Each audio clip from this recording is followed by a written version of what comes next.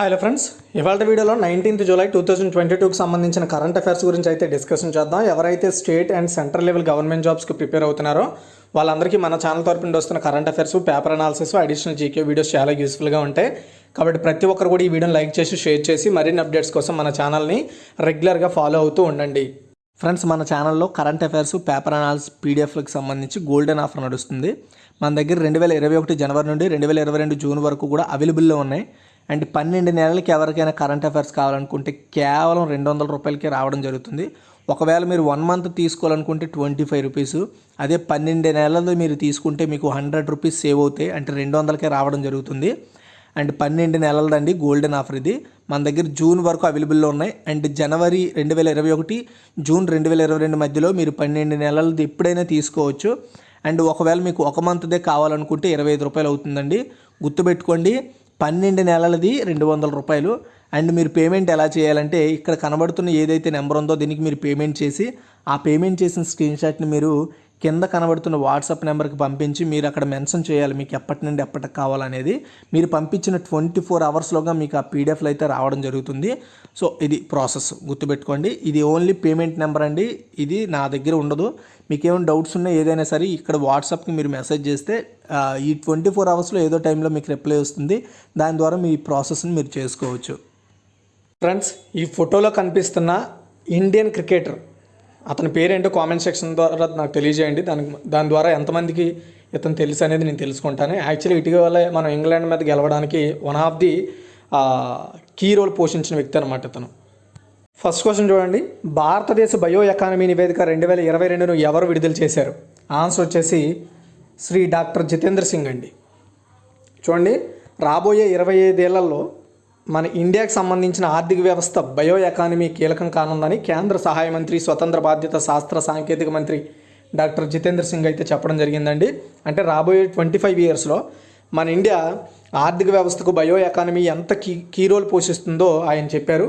Indian bio economy report 2022ని ఆయన release చేస్తూ 2021లో భారతదేశ బయో ఎకానమీ 80 బిలియన్లకు చేరుకుందని, 2020లో $70.2 బిలియన్ కంటే 14.1% మనము డెవలప్మెంట్ నమోదు చేశామని, ఈ రంగంలో వేగవంతమైన వృద్ధిని గమనించిన మంత్రి బయో ఎకానమీని తాకే అవకాశం ఉందని చెప్పారు. 2025 నాటికి 150 బిలియన్లు అండ్ 2030 నాటికి 300 బిలియన్లు మనం రీచ్ అవుతామని ఆయన చెప్పడం జరిగింది. రిపోర్ట్లో రిలీజ్ చేసిన విషయాలను ఆయన మనకు చెప్పారు. దాంతోపాటు నార్త్ ఈస్ట్ రీజియన్ కోసం ప్రత్యేక బయోటెక్ ఇగ్నిషన్ గ్రాంట్ కాల్ను కూడా ఆయన స్టార్ట్ చేశారు. అంటే ఎవరైతే బయోటెక్ సొల్యూషన్స్ని డెవలప్ చేస్తారో అలాంటి డెవలప్ చేసే స్టార్టప్లకి 25 స్టార్టప్లకి 55 లక్షల రూపాయల వరకు ఆర్థిక సహాయం ఇస్తారనమాట. అదే ఈ యొక్క north east region special Biotech ignition grant call అనమాట. అంటే కొంత అమౌంట్ని ఈ పర్టికులర్గా బయోటెక్ సొల్యూషన్స్ కోసం వర్క్ చేసే స్టార్టప్స్కి ఇస్తారు, ఆ డబ్బుల్ని నిధులు కేటాయిస్తారు వాళ్ళకి. ఓకే, గుర్తుపెట్టుకోండి. తర్వాత దేశంలో మొట్టమొదటి ఏఐ ఆధారిత డిజిటల్ లోక్ అదాలత్ను ఏ రాష్ట్రంలో నిర్వహించారు లేదా ఏ రాష్ట్రంలో ప్రారంభించారు? చాలా ఇంపార్టెంట్, చాలా ఇంపార్టెంట్. ఆన్సర్ వచ్చి రాజస్థాన్. చూడండి, national legal services authority chairman Uday Umesh Lalit, అర్థమవుతుందా? National legal services authority chairman Uday Umesh Lalit రాజస్థాన్లో జరిగిన 18వ all India legal services authorities meet సందర్భంగా మన ఇండియాలోనే ఫస్ట్ ఆర్టిఫిషియల్ ఇంటెలిజెన్స్ ఆధారిత డిజిటల్ లోక్ అదాలత్ టూల్ని ఆయన స్టార్ట్ చేశారండి. Rajasthan state legal services authority digital Lok అదాలత్ను దాని టెక్నాలజీ పార్ట్నర్ అయిన జుపిటీస్ జస్టిస్ టెక్నాలజీస్ రూపొందించి డెవలప్ చేసిందనమాట ఆ టూల్ని. మన ఇండియాలో పెండింగ్లో ఉన్న అన్ని కేసులను పరిష్కరించేందుకు సుమారు 324 సంవత్సరాలు పడుతుందని నీతి ఆయోగ్ రీసెంట్ తన నివేదికలో చెప్పింది.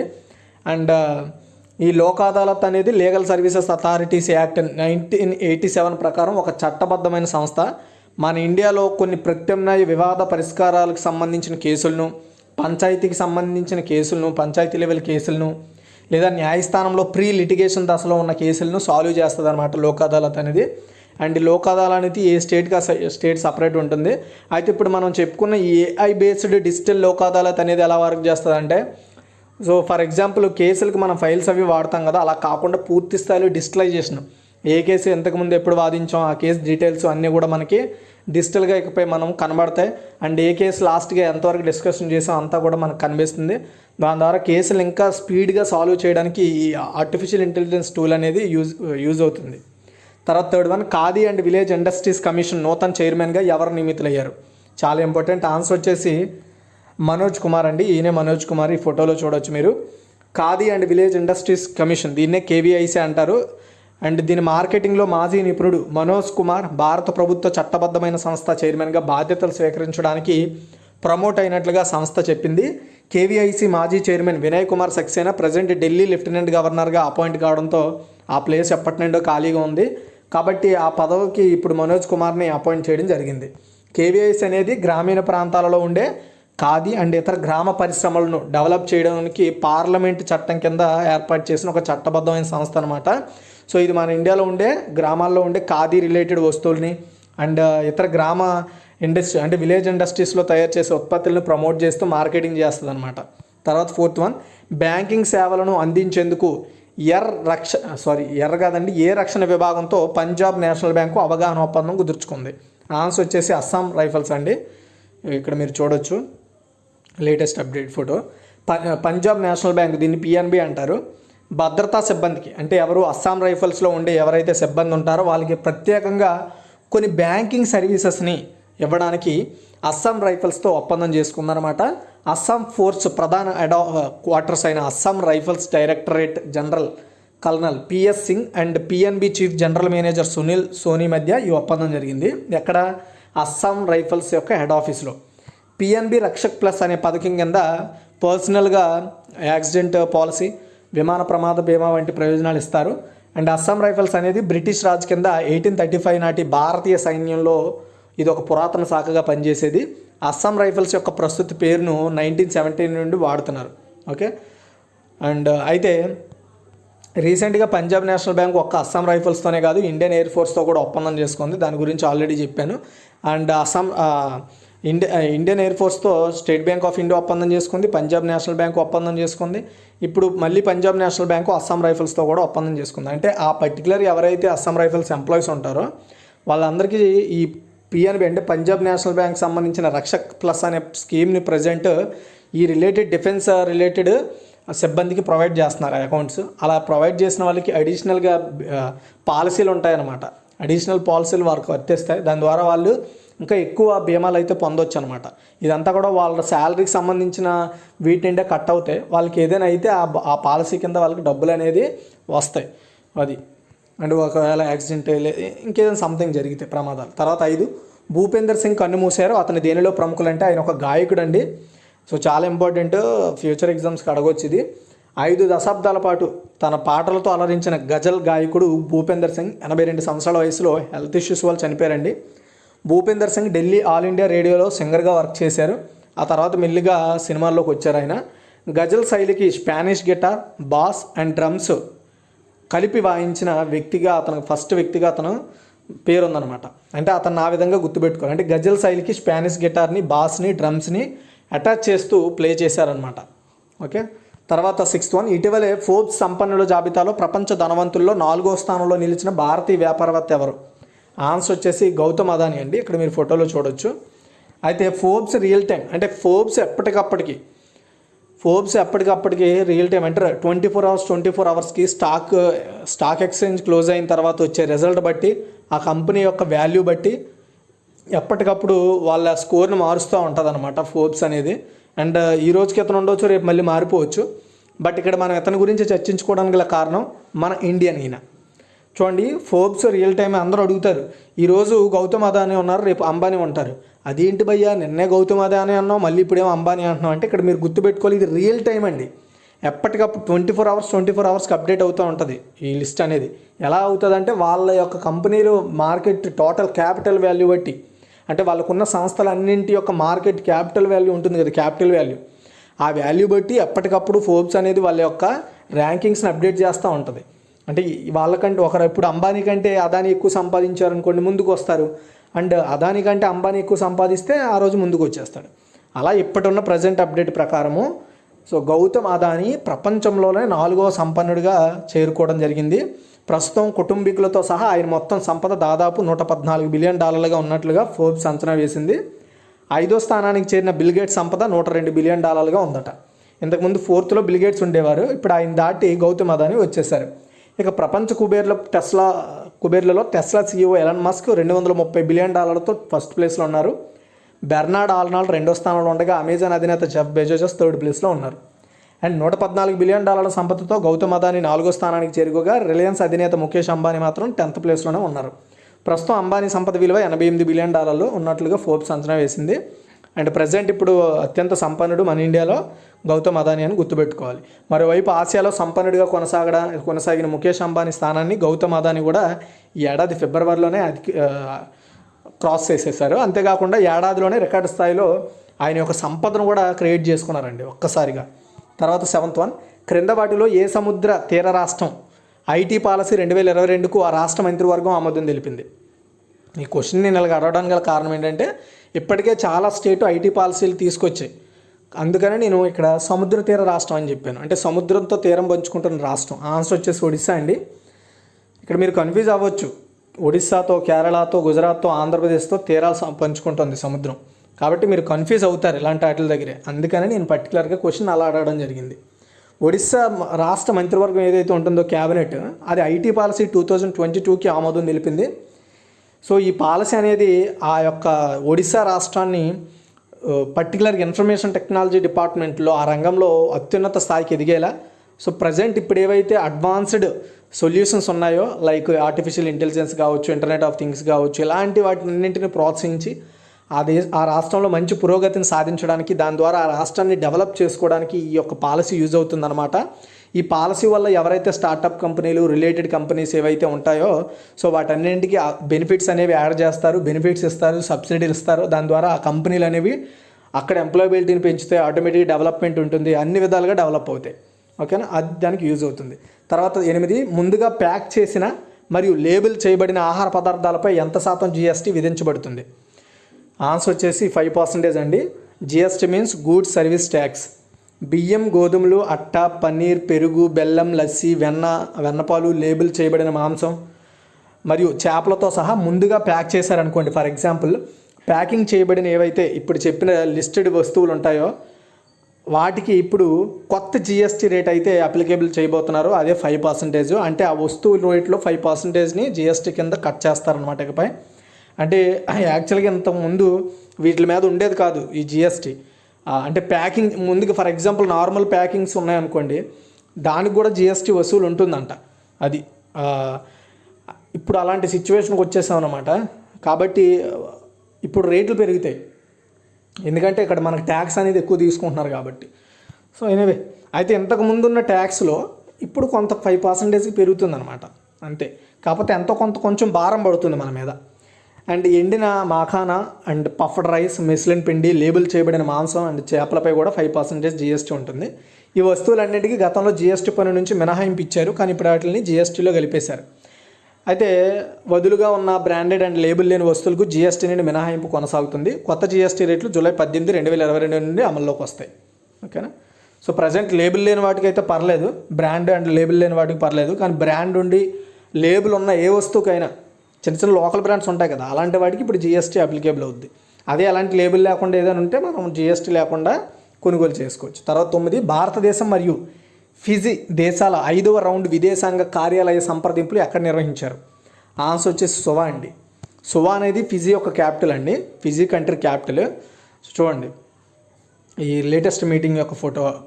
భారతదేశం అదేవిధంగా ఫిజీల మధ్య సువాలో 5వ రౌండ్ విదేశాంగ కార్యాలయ సంప్రదింపులు, వీటిని FOC అంటారనమాట, వీటిని నిర్వహించారు. ఇందులో ఇరు పక్షాలకు సంబంధించి 2 దేశాల యొక్క అధికారులు ద్వైపాక్షిక సంబంధాల గురించి డిస్కషన్ చేసుకున్నారు. అండ్ ఇంకా ఫిజీ అదేవిధంగా ఇండియా కలిసి ఫ్యూచర్లో ఇంకొన్ని బెనిఫిట్స్ పొందేలా కృషి చేయడానికి డిస్కషన్ చేసుకున్నారు. భారతదేశం వైపు నుంచి విదేశీ వ్యవహారాల మంత్రిత్వ శాఖ సెక్రటరీ సౌరభ్ కుమార్ నాయకత్వం వహించగా, ఫిజియా నుండి ఆ యొక్క ప్రధానమంత్రి కార్యాలయంలో శాశ్వత కార్యదర్శి అండ్ ఫిజీ విదేశాంగ మంత్రిత్వ శాఖ కార్యదర్శి యోగేష్ కరణ్ నాయకత్వం వహించారు. అండ్ ఇరుపక్షాలు రాజకీయం గురించి, ఫైనాన్షియల్ గురించి, డిఫెన్స్ గురించి, కల్చర్ గురించి, కాన్సులర్ విషయాల గురించి డిస్కషన్ చేసుకున్నారు. ఫ్యూచర్లో వీటిని ఇంకా అప్డేట్ చేసుకోవాలని చెప్తున్నారు. అండ్ నెక్స్ట్ ఇప్పుడు 5th రౌండ్ కదా, నెక్స్ట్ 6th రౌండ్ వచ్చేసి న్యూఢిల్లీలో జరుగుతుంది ఈ మీటింగ్ నెక్స్ట్ ఇయర్. తర్వాత 10, దేశంలోని మొట్టమొదటి 5G ప్రైవేట్ నెట్వర్క్ను ఏ టెలికాం సంస్థ విజయవంతంగా అమలు చేసింది? ఆన్సర్ వచ్చేసి ఎయిర్టెల్ అండి, భారతీ ఎయిర్టెల్. చూడండి, భారతీ ఎయిర్టెల్ బెంగళూరులోని బాష్ ఆటోమేటిక్ ఎలక్ట్రానిక్స్ ఇండియా క్యాంపస్లో మన ఇండియాలో ఫస్ట్ టైం 5G ప్రైవేట్ నెట్వర్క్ను సక్సెస్ఫుల్గా అమలు చేసింది. అంటే ఇప్పుడు అక్కడ 5G అవైలబుల్లో ఉందని అర్థం అనమాట. ఓకేనా? అండ్ ఫస్ట్ టైం ఒక ప్రైవేట్ కంపెనీ 5Gని అమలు చేసింది, అదే భారతీ ఎయిర్టెల్. ఎయిర్టెల్ యొక్క అన్ప్రీమైజ్డ్ 5G captive private network telecommunications department కేటాయించిన ట్రయల్ స్పెక్ట్రమ్పై ఇది నిర్వహించడం జరిగింది. అంటే సో టెలికమ్యూనికేషన్ డిపార్ట్మెంట్ వాళ్ళు కేటాయించిన ఏదైతే ట్రయల్ స్పెక్ట్రమ్ ఉంటుందో, అంటే 5G స్పెక్ట్రమ్, అంటే స్పెక్ట్రమ్ అంటే డివైస్, ఆ డివైస్ని ఇవ్వడంతో ఆ డివైస్ని ఫస్ట్గా టెస్ట్ చేసిన ఫస్ట్ ప్రైవేట్ కంపెనీ ఇండియాలో భారతీ ఎయిర్టెల్, గుర్తుపెట్టుకోండి. తర్వాత 11, బీసీసీఐకి నూతన ఎథిక్స్ ఆఫీసర్ అండ్ అంబుడ్స్మెన్గా ఎవరు నియమితులయ్యారు? ఆన్సర్ వచ్చేసి జస్టిస్ వినీత్ శరణ్ అండి, వినీత్ శరణ్. సో ఇతను ఒకే ఒక ఫోటో దొరికింది, అంత క్లారిటీగా ఉండకపోవచ్చు. సుప్రీంకోర్టు మాజీ న్యాయమూర్తి వినీత్ శరణ్ జూలై 19, 2022న board of controller for cricket in ఇండియాకి కొత్త ఎథిక్స్ ఆఫీసర్గా, అదేవిధంగా అంబుడ్స్మెన్గా నియమితులయ్యారండి. సో డీకే జైన్ గత సంవత్సరం జూన్లో తన పదవి నుండి విరమణ చేశారు. అండ్ ఎప్పుడు వినీత్ శరణ్ బీసీసీఐకి యొక్క అంటే నీతి అధికారి అంటే ఎథిక్స్ ఆఫీసర్ అండ్ అంబుడ్స్మెన్గా వర్క్ చేస్తారు. అండ్ 65 ఏళ్ళ వినీత్ శరణ్ ఒడిశా హైకోర్టు మాజీ ప్రధాన న్యాయమూర్తి అండ్ కర్ణాటక అలహాబాద్ హైకోర్టులో న్యాయమూర్తిగా కూడా వర్క్ చేశారండి. అండ్ అసలు ఈ ఎథిక్స్ ఆఫీసరు, అంబుడ్స్మెన్ అంటే ఏంటంటే ఈ బీసీసీఐకి సంబంధించిన ఏదైతే బోర్డు ఉందో ఈ బోర్డులో న్యాయపరమైన సలహాలు, సూచనలు, న్యాయపరమైన నిర్ణయాలు తీసుకోవడము అండ్ ఇలాంటి విషయాల్లో వచ్చినప్పుడు ఆ పర్టికులర్ వేరే సంస్థలతో లైక్ కోర్టులు కావచ్చు, ఇతర సంస్థలతో సంప్రదింపులకు సంబంధించిన విషయాల్ని ఈ అంబుడ్స్మెన్ ఎథిక్స్ ఆఫీసర్ చూసుకుంటారు. తర్వాత 12, లాస్ ఏంజల్స్ 2028 ఒలింపిక్ క్రీడలలో ఏ తేదీన ప్రారంభమవుతాయి? యాక్చువల్గా మనకి లాస్ ఏంజల్స్ ఒలింపిక్స్ అనేవి 2028లో జరుగుతాయని ప్రకటించేశారు. కానీ ఏ తేదీన జరుగుతాయంటే 14th జూలై అండి. ఓకేనా? ఈ ఫోటోలో కూడా మీరు చూసుకోవచ్చు, 14th జూలై. లాస్ ఏంజల్స్ 2028 లా 28 అని కూడా అనవచ్చు.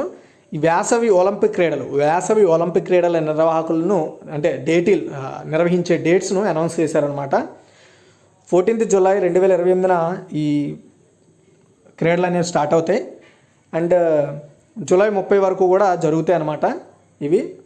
అండ్ ఈ విషయం చీఫ్ అథ్లెట్ ఆఫీసర్ జనెట్ ఎవెక్స్ చెప్పారు. అండ్ ఏదైతే లాస్ ఏంజల్స్ 2028 పారా ఒలింపిక్ గేమ్స్ ఉన్నాయో ఇవి అదే సంవత్సరంలో ఆగస్టు 15 నుండి స్టార్ట్ అవుతాయి, ఆగస్టు 27తో కంప్లీట్ అవుతాయి. ఓకే. అండ్ అంతర్జాతీయ ఒలింపిక్ కమిటీ ప్యారిస్ 2024 ఒలింపిక్ క్రీడలు నిర్వహిస్తుందని ప్యారిస్లో నిర్వహిస్తారు 2021 ఒలింపిక్. తర్వాత 2028లో లాస్ ఏంజల్స్లో జరుగుతుంది. అండ్ 1900 నుండి 1924లో ప్యారిస్ ఆటలకు ఆతిథ్యం ఇవ్వగా అండ్ 1932, 84లో లాస్ ఏంజల్స్ ఇచ్చింది. ఇప్పుడు ఇస్తే థర్డ్ టైం అవుతుందన్నమాట. ఆతిథ్యం ఇవ్వడంలో ఐఓసీ నిర్ణయంతో 2 నగరాలు 3 సార్లు సమ్మర్ ఒలింపిక్స్ కూడా ఆతిథ్యం ఇచ్చింది, అది గుర్తుపెట్టుకోండి. సో ఐఓసీ అంటే ఇంటర్నేషనల్ ఒలింపిక్ కమిటీ.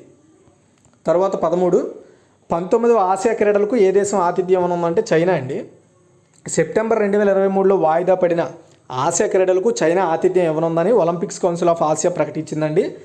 అండ్ 19వ ఆసియా క్రీడలు వచ్చే ఏడాది సెప్టెంబర్ 23 నుంచి అక్టోబర్ 8 వరకు చైనాలో జరుగుతాయి, చైనాలోని హాంగ్జౌలో జరుగుతాయి. అయితే 19వ ఆసియా క్రీడలకు వాస్తవానికి 2022 సెప్టెంబర్ 10 నుండి 25 వరకు కూడా హాంగ్జౌలో జరగాలి. బట్ ఈ హాంగ్జౌ అనే ప్రాంతం వచ్చేసి షాంఘైకి దగ్గరలో ఉంది. షాంఘై అనేది చైనాకి సంబంధించిన ప్రావిన్సీ. అయితే అక్కడ కోవిడ్ రీసెంట్గా అక్కడ మళ్ళీ విజృంభించడంతో దాని కారణంగా సో ఆ పక్కనే ఉన్న హాంగ్జౌలో ఈ ఆసియా క్రీడలు నిర్వహించడం మంచిది కదా అనే ఉద్దేశంతో ఆపేశారు. ఓకే. అండ్ మళ్ళీ ఏదైతే ఒలింపిక్ కౌన్సిల్ ఆఫ్ ఆసియా ఉందో ఎగ్జిక్యూటివ్ బోర్డు 2022 మే 6న వాయిదా వేసింది. ఆ తర్వాత ఇంకా వీటిని 2023కి తీసుకెళ్ళిపోయారనమాట, గుర్తుపెట్టుకోండి. ఇవి 19వ ఆసియా క్రీడలు అని కూడా గుర్తుపెట్టుకోవాలి. తర్వాత 14, ISSF షూటింగ్ ప్రపంచ కప్ స్కీట్ ఈవెంట్లో పసిడి పథకం గెలిచిన తొలి భారత షూటర్ ఎవరు? ఆన్సర్ వచ్చేసి మిరాజ్ అహ్మద్ ఖాన్. ఇతనే మిరాజ్ అహ్మద్ ఖాన్. ఓకే. చూడండి, భారత వెటరనర్ అంటే ప్రముఖ shooter Mairaj Ahmad Khan ISSF shooting ప్రపంచ కప్ స్కీట్ ఈవెంట్లో పసిడి పథకం గెలిచిన ఫస్ట్ ఇండియన్ షూటర్గా రికార్డుకి ఎక్కాడు. ఫైనల్లో అద్భుత ప్రదర్శన కనబరిచాడు ఆయన. మొత్తం 40 షాట్లతో కూడిన తుది పోరులో మిరాజ్ 37 స్కోరుతో టాప్లో నిలవగా మిన్స్కి 36 అండ్ బెన్ లెవ్లిన్ 26తో రజతం, కాంస్యం పథకాలు గెలుచుకున్నారు. మనోడు వచ్చేసి గోల్డ్ గెలుచుకున్నాడు. ఓకే. ఇది ఓవరాల్గా ఈరోజు యొక్క కరెంట్ అఫైర్స్. ఒకసారి క్విక్ రివ్యూ చూద్దాం. భారతదేశ బయో ఎకానమీ నివేదిక 2022 ఎవరు విడుదల చేశారంటే శ్రీ డాక్టర్ జితేంద్ర సింగ్. తర్వాత దేశంలో మొట్టమొదటి ఏఐ ఆధారిత డిజిటల్ లోక్ అదాలత్ను ఏ రాష్ట్రంలో నిర్వహించారంటే రాజస్థాన్. తర్వాత khadi and village industries commission నూతన చైర్మన్గా ఎవరు నియమితులయ్యారంటే మనోజ్ కుమార్. తర్వాత క్వశ్చన్ చూసుకుంటే బ్యాంకింగ్ సేవలను అందించేందుకు ఏ రక్షణ విభాగంతో పంజాబ్ నేషనల్ బ్యాంక్ అవగాహన ఒప్పందం కుదుర్చుకుందంటే అస్సాం రైఫల్స్. భూపేందర్ సింగ్ కన్మూసారు, అతని దేనిలో ప్రముఖులు అంటే అతను ఒక సింగర్ అనమాట. తర్వాత ఇటీవలే ఫోర్బ్స్ సంపన్నుల జాబితాలో ప్రపంచ ధనవంతుల్లో 4వ స్థానంలో నిలిచిన భారతీయ వ్యాపారవేత్త ఎవరు అంటే గౌతమ్ అదానీ. అండ్ క్రింద వాటిలో ఏ సముద్ర తీర రాష్ట్రం ఐటీ పాలసీ 2022కి ఆ రాష్ట్ర మంత్రివర్గం ఆమోదం తెలిపిందంటే ఒడిశా. ముందుగా ప్యాక్ చేసిన అండ్ లేబుల్ చేయబడిన ఆహార పదార్థాలపై ఎంత శాతం జీఎస్టీ విధించబడుతుంది అంటే ఆన్సర్ వచ్చేసి 5%. భారతదేశం మరియు ఫిజీ దేశాల 5వ రౌండ్ విదేశాంగ కార్యాలయ సంప్రదింపులు ఎక్కడ నిర్వహించారంటే సువా. తర్వాత క్వశ్చన్, దేశంలో మొట్టమొదటి 5G ప్రైవేట్ నెట్వర్క్ను ఏ టెలికాం సంస్థ సక్సెస్ఫుల్గా అమలు చేసిందంటే భారతీయ ఎయిర్టెల్. అండ్ బీసీసీఐకి నూతన ఎథిక్స్ ఆఫీసర్ అండ్ అంబర్స్మెన్గా ఎవరు నియమితులయ్యారంటే justice Vineet Charan. Los Angeles 2028 summer Olympics క్రీడలు ఏ తేదీన ప్రారంభం అవుతాయంటే జూలై 14 అండి. తర్వాత క్వశ్చన్ వచ్చేసి 19వ ఆసియా క్రీడలకు ఏ దేశం ఆతిథ్యం ఉంది అంటే చైనా 2023లో జరుగుతుంది. అండ్ ఐఎస్ఎస్ఎఫ్ షూటింగ్ ప్రపంచ కప్ స్కీట్ ఈవెంట్లో పసిడి పథకం గెలిచిన తొలి ఇండియన్ షూటర్ ఎవరు అంటే Mairaj Ahmad Khan. Thanks for watching. ఈ వీడియో చూసినందుకు షేర్ చేయండి, లైక్ చేయండి. మరిన్ని అప్డేట్స్ కోసం మన ఛానల్ని రెగ్యులర్గా ఫాలో అవుతూ ఉండండి.